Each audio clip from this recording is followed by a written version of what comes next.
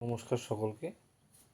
আজকে primary teacher যে recruitment ongoing process চলছে সেই বিষয়ে ইন্টারভিউয়ের সম্পর্কে আমি আমার নিজের যতটুকু অভিজ্ঞতা এবং আমার স্টুডেন্টদের কাছ থেকে যে সমস্ত বিষয়গুলো আমি শুনলাম সেগুলো তোমাদের সঙ্গে শেয়ার করছি।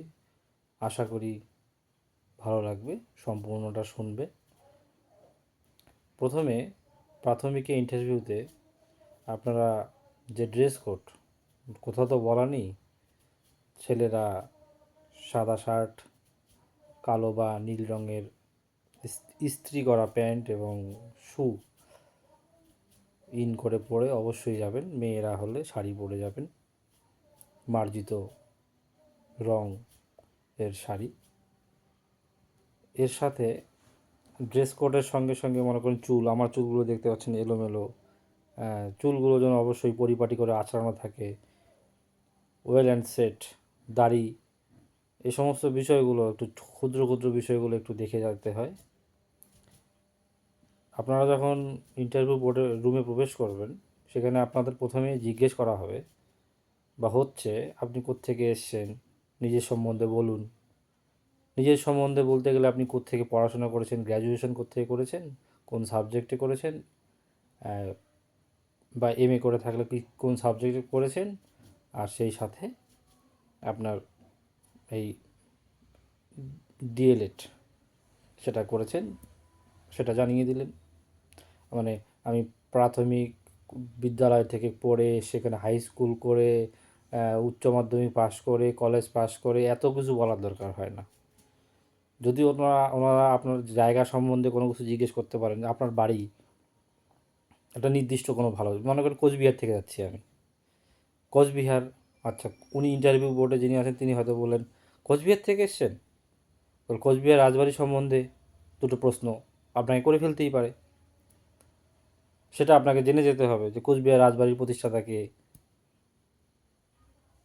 কোচবিহার রাজবাড়িটা প্রতিষ্ঠাতা মহারাজা বিশ্বসিংহ, কোচবিহার রাজবাড়ি আর কোন রাজবাড়ি আদলে তৈরি করা, ইংল্যান্ডের বাকিংহাম প্যালেস। সেরকম আপনার এলাকার, আপনার জায়গার কোনো বিশেষ স্থান বা দ্রষ্টব্য যদি থাকে সে সম্বন্ধে আপনাকে নলেজ রাখতে হবে। পশ্চিমবঙ্গের আপনারা বাসিন্দা, তো পশ্চিমবঙ্গের ভূপ্রকৃতি থেকে শুরু করে নদী নালা সমস্ত কিছু সম্বন্ধে আপনার একটা সম্যক ধারণা থাকা প্রয়োজন। এবং অবশ্যই ইন্টারভিউ দেওয়ার আগের দিনের এই নিউজ পেপারটা কিন্তু অবশ্যই পড়ে যাবেন। এই ইন্টারভিউ চলাকালীন এই সময়টায় আপনারা কিন্তু নিউজ পেপার অবশ্যই পড়ে যাবেন, কারণ নিউজ পেপারে যে সাম্প্রতিক কোনো ঘটনা তো ওনারা জিজ্ঞেস করতেই পারেন। আমার বেলায় হয়েছিল, আমি সমস্ত কিছু পড়ে গেছি, কিন্তু আন্দামান নিকোবর দ্বীপপুঞ্জে সেই সময় একটা ঘূর্ণিঝড় এসেছিল, আমি সেটা ফলো করিনি। আমাকে ইন্টারভিউ বোর্ডে যথারীতি আমাকে আমার সাবজেক্ট জিজ্ঞেস শোনার পরেই আমাকে আমার ভূগোল বিষয়ে প্রশ্ন শুরু করেন তারা। আমি যথারীতি অনেকগুলো প্রশ্নের উত্তর দেওয়ার পরে তারা বলে যে সম্প্রতি আন্দামান নিকোবর দ্বীপপুঞ্জে একটা ঘূর্ণিঝড় এসছে আর সেটার নাম বলতে বলেছিলেন। আমার মনে ছিল না। আমি সত্যি কথাটাই বলেছি যে স্যার আমি দুদিন নিউজ পেপার দেখিনি, আমি বলতে পারছি না। সেই সঙ্গে সেদিনই রাত্রে তামিলনাড়ুর তৎকালীন মুখ্যমন্ত্রী জয়ললিতা মারা যান তার আগের দিন রাত্রে। সেখানে পনির সিলভম বলে একজনকে, আমার এখনও মনে আছে, পনির সিলভমকে মুখ্যমন্ত্রী করা হয়। তিনি কোন পেশার সঙ্গে যুক্ত ছিলেন, পেশা, এ ধরনের প্রশ্ন আমাকে করা হয়েছিল। এগুলো আপনাদের অবশ্যই মাথায় রাখতে হবে যে আপনারা নিজেদের কারেন্ট অ্যাফেয়ার্স, পশ্চিমবঙ্গ দেশ ভারতবর্ষ সম্বন্ধে একটু সম্যক ধারণা রাখলেন। ধরুন আমেরিকার প্রেসিডেন্ট ডোনাল্ড ট্রাম্প কোন পার্টির সদস্য, কোন পার্টি থেকে নির্বাচিত। এবার আমেরিকাতে দুটোই পার্টি, একটা হচ্ছে রিপাবলিকান আর একটা হচ্ছে ডেমোক্র্যাট। তো ট্রাম্প কোন দলের সদস্য, এ ধরনের প্রশ্ন। উনি রিপাবলিকান, এর আগে বারাক ওবামা ছিলেন ডেমোক্র্যাট। এ ধরনের প্রশ্ন সহজ সরলের মধ্যেই পড়ে, যেটা আমরা যারা প্রতিনিয়ত আপনারা খবরের কাগজ পড়েন তাদের পক্ষে এগুলো সাধারণ ব্যাপার মনে রাখা। আচ্ছা, এটা গেল একটা পার্ট। দ্বিতীয় পার্টে আসি, চাইল্ড সাইকোলজি। অবশ্যই আপনাকে দুটো চাইল্ড সাইকোলজির প্রশ্ন করবে বা করছে প্রত্যেককে। কী করছে? চাইল্ড সাইকোলজিতে প্রথমেই আপনাকে শিশু মনস্তত্ত্ব নিয়ে কিছু প্রশ্ন হবে। যেমন এরকম ভাববেন না যে শিশুদের মানে কোন মতবাদের কে প্রবক্তা, এগুলো না। আপনাকে স্কুলে পড়াতে গেলে যে ফেস করতে হবে, যেরকম ধরুন একটা প্রশ্ন যে বিদ্যালয়ে একটি শিশু এসে পটি করে দিয়েছে, ছোটো ওয়ানের এক বাচ্চা, কোনো কারণবশত সে বাথরুম অবধি যেতে পারেনি, ক্লাসরুমে সে পটি করে দিয়েছে। আপনি সেখানে উপস্থিত, আশেপাশে কোনো সুইপার বা কিছু পাবেন না। এক্ষেত্রে আপনি কী করবেন? এই পরিস্থিতির আপনি কীভাবে হ্যান্ডেল করবেন? আপনি কী উত্তর দেবেন ভেবে যেতে হবে আপনাকে। যে আমি একটা সাধারণ উত্তর ধরুন হতে পারে যে আমি যখন বিদ্যালয়ে যাই তখন আমি প্রত্যেকটি শিশুর অভিভাবক হিসেবেই কাজ করি।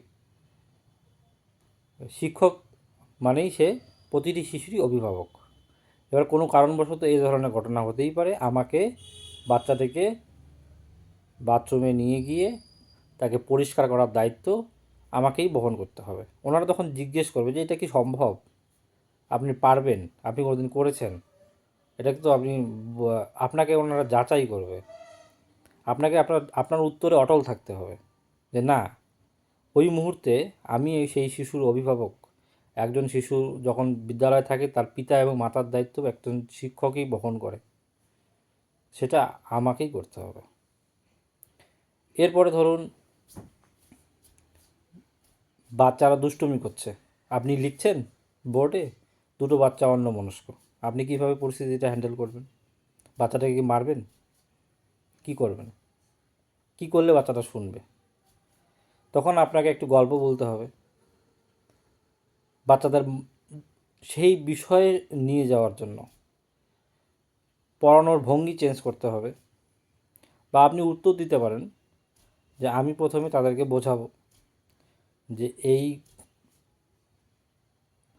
ব্যবস্থার ফলে বা এই ধরনের কাজের ফলে তাদের জন্য অন্য দুজন বাচ্চারও অসুবিধা হচ্ছে। তো সেক্ষেত্রে তাদের মনোযোগ বাড়ানোর জন্য আমাকে অন্য কোনো উপায় অবলম্বন করতে হবে।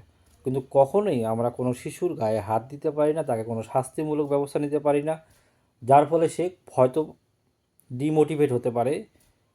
মানে কোনো শিশু, প্রত্যেকটি শিশুই হচ্ছে জন্মজাত প্রতিভা, প্রত্যেক শিশুর মধ্যেই রয়েছে, সেটা বিকশিত করার দায়িত্ব একজন শিক্ষকের হিসাবে আমাদের উপর বর্তায়। কিন্তু কোনো কিছুর শাস্তি হতে পারে না, তাকে প্রহার করা বা কোনো ধরনের শাস্তি দেওয়া কোনো অপরাধ, কোনো ধরনের কাজের জন্যই এটা করা যেতে পারে না।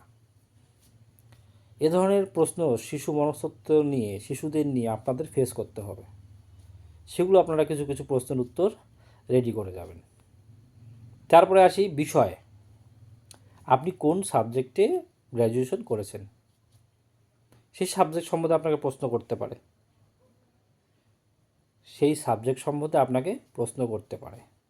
সেই সাবজেক্টের বিষয়ভিত্তিক নলেজ আপনার থাকা দরকার। ইন্টারভিউতে যে সর্বোচ্চ 4 মিনিট বা 5 মিনিট বা 6 মিনিট আপনাকে নেবে, এই সময়ের মধ্যেই আপনার ব্যক্তিত্ব, আপনার কথা বলার ভঙ্গি, আপনার বাচন ভঙ্গি, আপনার মনস্তত্ত্ব ইন্টারভিউ বোর্ডের যারা রয়েছেন তারা কিন্তু বুঝে যাবেন। আপনি ভাববেন না যে 4-5 মিনিটে তারা বুঝবে না। তারা যথেষ্ট দক্ষ, তাদের দক্ষতার উপর আপনি কোনোদিন সন্দেহ করতে পারেন না। তারা অবশ্যই, যারা সঠিক মেধার অধিকারী তাদেরকে নির্বাচিত করার জন্য যথাযথ প্রাপ্ত মার্কস তারা দেবেন। এবার আসি ডেমো। ডেমো পার্টে আপনি ভাবছেন যে আমি অঙ্কের স্যার বা আমি বিজ্ঞানের স্যার বা আমার সাবজেক্ট ইংলিশ, আমাকে ইংলিশই পড়াতে বলবে। এবার আপনাকে সবার আগে প্রাথমিক থেকে শুরু করে ক্লাস 5 পর্যন্ত প্রাথমিকের সমস্ত বইয়ের নাম আপনাদের পড়ে যেতে হবে। পাতাবাহার বাংলা, বাটারফ্লাই ইংলিশ, উইংস এসছে আমাদের, এটা হচ্ছে আমাদের গ্রামার, ইংলিশ গ্রামার বুকস। ভাষা পাঠ হচ্ছে আমাদের বাংলা ব্যাকরণ বই। এর সঙ্গে সঙ্গে স্বাস্থ্য শারীর শিক্ষা, পরিবেশ, জগৎ বাড়ি বলে একটা নতুন বই এসছে, এবং প্রাক প্রাথমিকের ক্ষেত্রে আসছে মজারু এবং কাটাম কুটুম।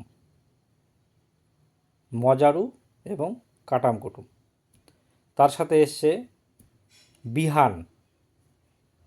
বিহানের পুরো নাম আছে, আপনারা একটু চেক করে নেবেন। CWSN। CWSN-এর পুরো কথা কি? CWSN হচ্ছে children with special needs. Actually আমরা যাদেরকে বলি প্রতিবন্ধী, এখন সেই শব্দটা ব্যবহার করা হয় না। কোন দিনটি প্রতিবন্ধী দিবস পালন করা হয়, বা এ ধরনের শিক্ষা সম্বন্ধিত কোনো দিবস, এগুলো আপনারা দেখে যাবেন। এবং ওই যে বললাম, আপনার সাবজেক্ট, আপনি বিভিন্ন সাবজেক্টে অনার্স করেছেন, ভাবছেন সেই সাবজেক্টে পড়াতে বলবে। পড়াতে বললে তো ভালো, আপনি একটা প্রিপারেশন নিয়ে গেছেন, আপনাকে বললো আপনি কোন সাবজেক্টে ডেমো দিতে চান, আপনি সেটা ডেমোটা দিলেন। ডেমো দেওয়ার সময় তাদেরকে আপনি স্টুডেন্ট হিসাবে ধরতে পারেন। আপনি একটা ক্লাসরুমে পড়াচ্ছেন, সেটাকে ওই 2 মিনিটের মধ্যেই আপনাকে উপস্থাপনা করে দেখাতে হবে। হারকুলিয়ান টাস্ক আমি মনে করি না, কিন্তু ওনাদেরকে আপনি যদি ভাবেন যে আমার উল্টো পাশে যিনি বসে আছেন তার মনস্তত্ত্বকে যদি আপনাকে টাচ করতে হয়, তাহলে অবশ্যই তাকে আপনাকে স্টুডেন্ট ধরতে হবে।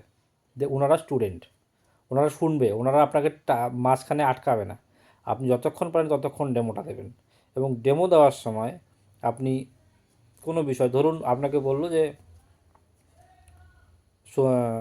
আপনাকে পরিবেশ সম্বন্ধে, আপনি ভূগোলের বা ইতিহাসের শিক্ষক, পরিবেশের কোনো একটা চ্যাপ্টার পড়াচ্ছেন, তাহলে কীভাবে পড়াবেন?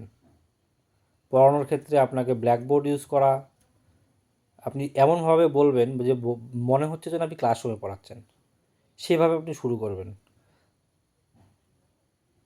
এরপরে আপনার যে সাবজেক্ট নয়, যেটা বলতেছিলাম আমি, সেটা হচ্ছে যে আসলে একটা ভিডিওতে পুরোটা কমপ্লিট করা সম্ভব না। আশা করি আপনাদের যদি ভালো লাগে আমি দ্বিতীয় ভিডিও নিয়ে আসবো এই ইন্টারভিউ বিষয়ে। মনে করুন যে আপনার যদি মনে হয় যে প্রথম যে আপনার যে বিষয়টা, সেই বিষয়টা সম্বন্ধে প্রশ্ন আপনাকে বললো যে আপনাকে এই বিষয়ে ডেমো না দিয়ে আপনি অমুক বিষয়ে ডেমো দিন, সেজন্য প্রত্যেকটা সাবজেক্টের উপর আপনাকে ডেমো রেডি করে যেতে হবে। আপনি কী বিষয়ে বলবেন? বাংলা বলুন, বাংলা একটা কবিতা করে গেলেন, ইংলিশে একটা পোয়েম করে গেলেন। বিভিন্ন ক্লাসে আছে, আপনাকে যদি ওনারা বলে দেন এই বিষয়ে আপনি বলুন, তাহলে আপনি সেই বিষয় থেকে বেছে নিয়ে আপনি রেডি হয়ে গেছেন, অসুবিধার কারণ নেই, আপনি সেটা দিয়ে বলে দিলেন। কিন্তু আপনাকে কোনো TLM ব্যবহার করতে দিচ্ছে না, আমি যেটা শুনলাম। TLM ব্যবহার করার জায়গা নেই, আপনাকে বসেই বলতে হবে। আপনি ওনাদেরকে স্টুডেন্ট হিসেবে মেনে নিয়ে আপনার ডেমোটা আপনি দিলেন। অ্যাকচুয়ালি ডেমো মানে কি? ডেমনস্ট্রেশন হচ্ছে আপনার বাচনভঙ্গি, আপনি কতটা বোঝাতে পারছেন বিষয়ে বাচ্চাদের, সেগুলোই দেখা। 19 আর 20, কিন্তু ওই 19 আর 20-এর মধ্যেই অনেকেই পিছনে পড়ে যাবে, অনেকেই এগিয়ে যাবে। তা আপনাকে পুরোটাই নিজেকে রেডি করে যাওয়া আমার মনে হয় ভালো। ধন্যবাদ, ভালো থাকবেন। আরও বিভিন্ন বিষয় নিয়ে আমি আসবো। Thank you.